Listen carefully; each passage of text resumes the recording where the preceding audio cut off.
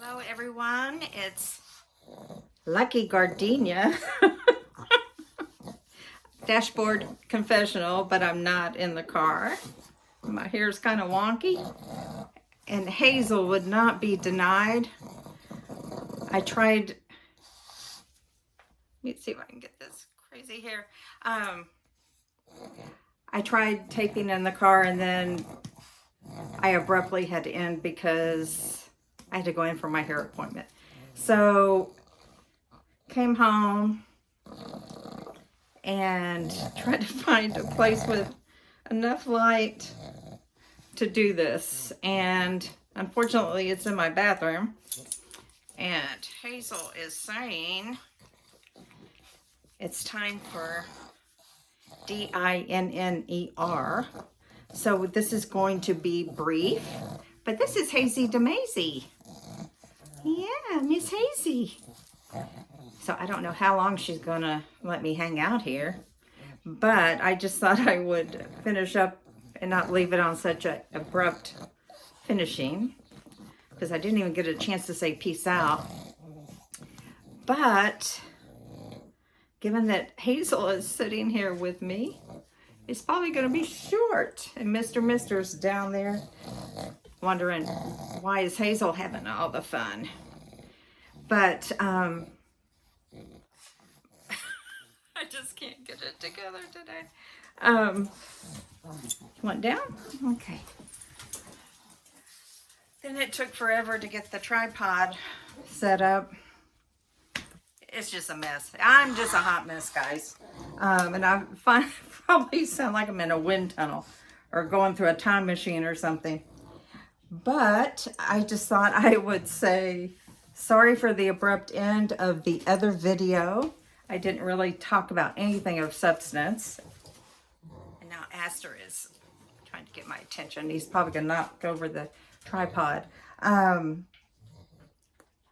show you a couple of cute things before I end here.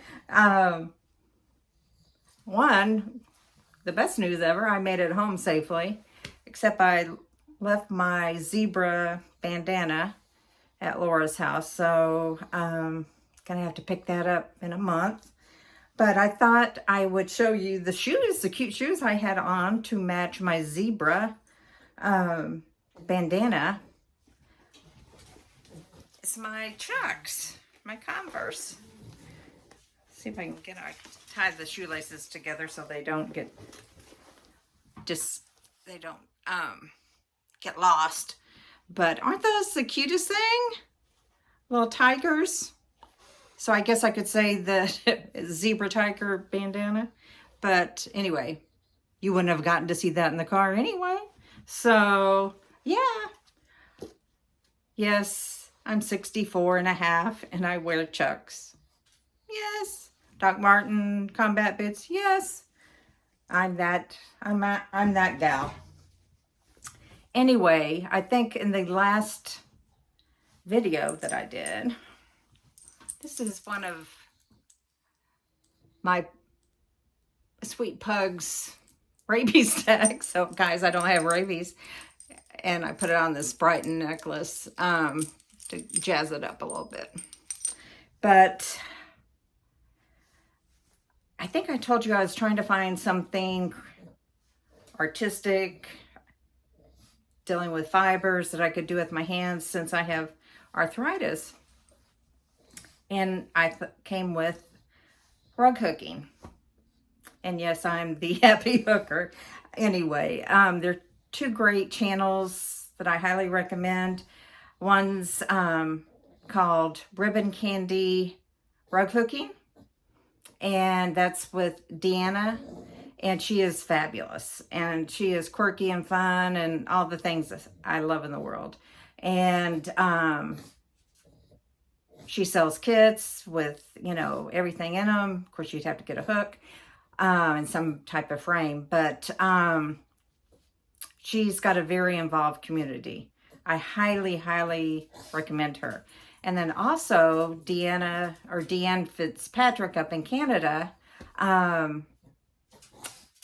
a YouTube channel, and she has this wonderful shop that has yarn and kits, and she's a well-known artist up there for many, many years, and she's written books, and she's also fun and quirky, and you get to see a little bit of Canadian life. I think that's one of the things I love about YouTube channels, is that you get to learn a little bit about people and where they live and what's going on in their life, and who doesn't want to know all that.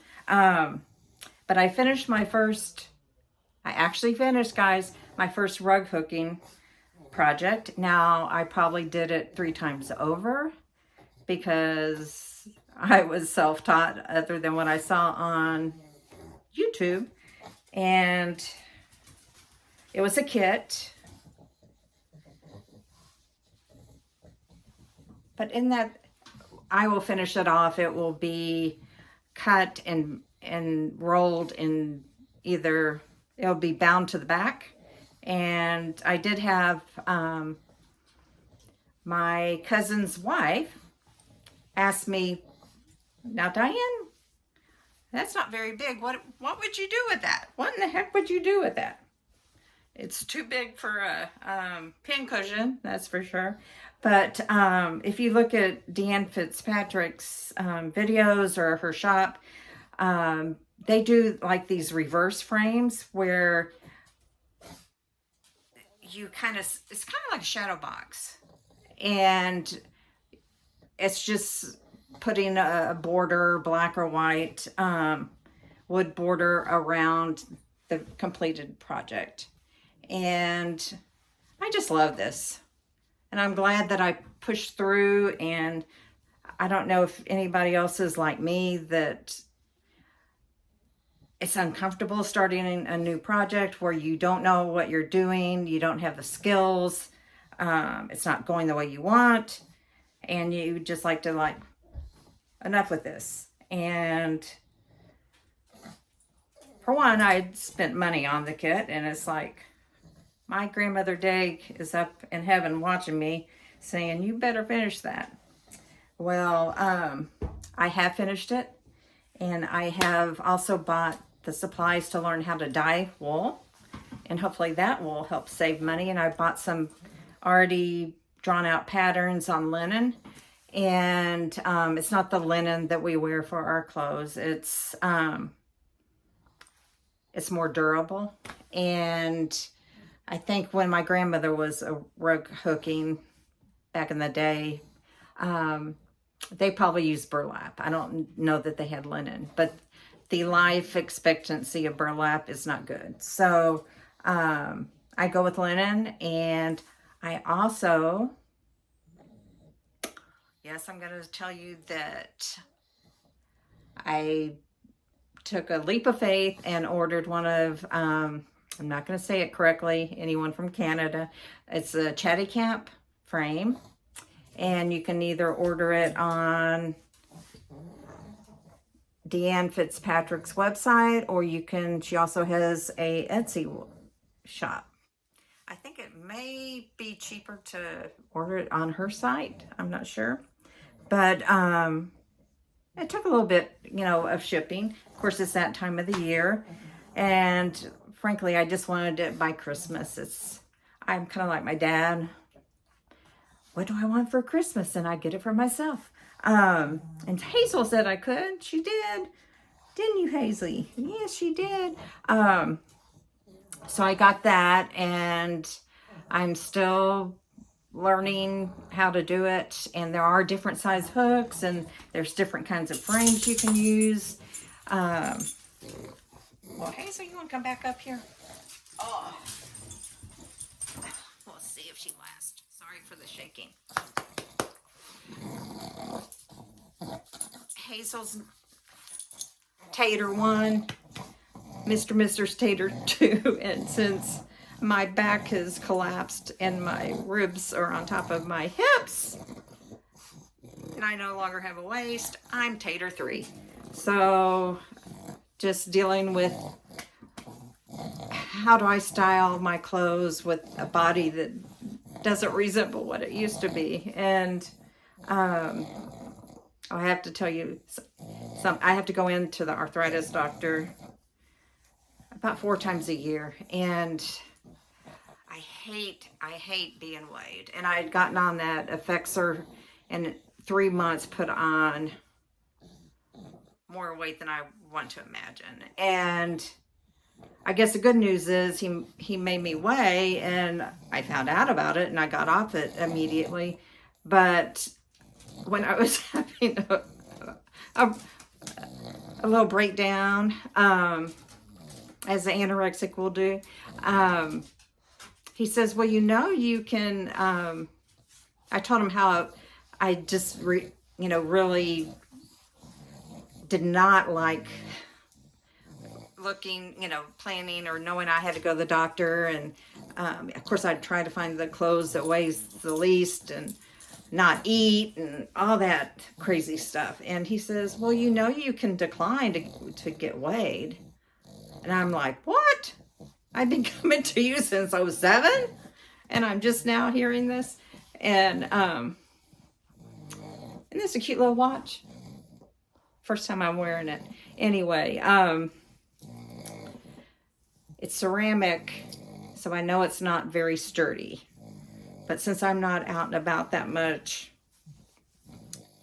and I'm going to take it off after this, I think I'm safe. But I just think it's really cute. Anyway, so I had an appointment on Tuesday at 3 o'clock. So I knew there was no way in, that I'd be able to not eat until that time frame or drink anything. And I'm like, okay, I'm going to go on faith that I'm going to say that I declined to get weighed, and it'll fly, and they won't force me on there. And so I did, and I don't think anyone had ever told the nurse that. And it's like, I said, Dr. Joseph told me. So I didn't have to weigh.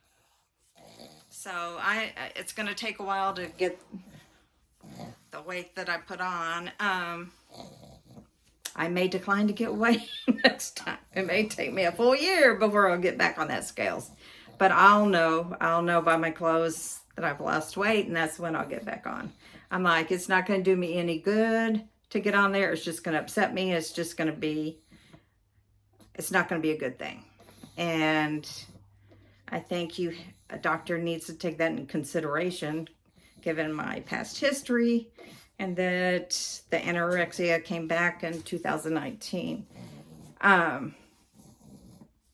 First time was when I was going into high school. So there was quite a bit of a gap where I was okay. And so, yeah. And I know I talked about it in one of the videos, but I went back and looked at the videos during that time frame and photos, and it's like, OMG, I look like a living skeleton. I looked like I had a terminal disease. And of course, when you lose weight, your wrinkles show and you look older, and I just looked terrible. And I certainly don't want to get back like that. But I would like to get back to my weight that I was before the Effexor. So, looking for, ways for me to be active. And I get my steps in. But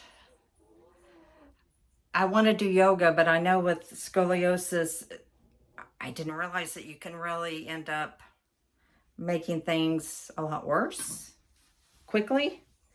But I know there's a YouTube channel for doing exactly that, yoga for people with scoliosis, and I bought a book.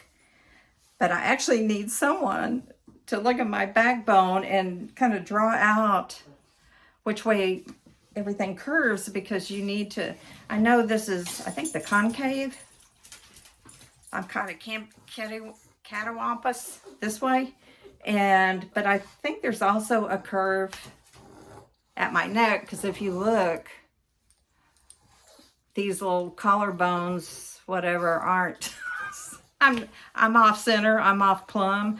I think I did a haiku about that, and I'm definitely off plumb, guys. And I fully own it. But anyone that knows me or has watched any of my videos knows that's for sure. But oh, Hazel. Anyway, she's got the cutest little. Her teeth are worn at the bottom, and her little tongue sticks out. She's just so cute. Oh, one more thing, or maybe there were two more things that I want to share. DFW Pug, if at the end of the year that you're in a situation where you need to or want to contribute to a nonprofit, DFW Pug Rescue is in dire need of assistance, and anyone in the Dallas-Fort Worth area that's interested in being approved for being a foster. Anything that people can do to assist. I know they are the best rescue that I know of, and the motto is no pug left behind. And for the first time in their 20-something years history, they had to, for a time, not take in any more pugs. There was not enough foster homes. The adoptions, needed to pick up. And there was too many that were already in the veterinary clinic. And I know that this was back in November, they had an intake of 400 pugs during that 11-month period, or close to 400, and it will be 400 by the end of the year. And there just was no room in the end, so to speak. And their veterinary bills are humongous. And I think they put out a notice to people to make them aware of the situation. And there were quite a few people that had applied to be certified to be a foster, and there was more applications coming in for adoption of pugs. So once you have a pug, you'll always want a pug. At least that's my take. And probably if I have another foster, I'll end up with 3 dogs. But yeah, I wouldn't doubt if I didn't have a foster during the holiday season. And I did go on, and there was a chance that I was going to foster a pug over Thanksgiving. The pug had actually had someone identified as a permanent foster, but they were going out of town during Thanksgiving. And I was at Walmart when I found out about it, and I had just gotten 3 vaccines. I had gotten the updated COVID. I had gotten, that was in one arm, and this arm I had gotten the, is it RSV vaccine for the virus that you get in your lungs that is very dangerous for children and for older adults. And then I also got pneumonia vaccine. So I didn't know how getting all 3 of those was going to impact me. So I went on and bought another crate. I bought some sweaters. I bought another dog bed. And it turned out, who knew my life was going to kind of go haywire for a while. My water heater went out. They came and said, they needed to replaced it. That didn't fix it. We knew there was a leak because you could see, it's a pure and beam, but you could see water. And ended up, I had to have the hot water pipes replaced. And yes, that hurt the old pocketbook for sure. And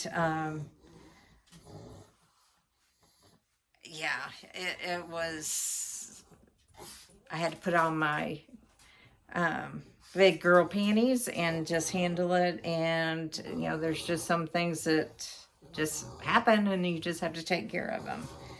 But luckily I had a sister that had gone through similar circumstances, and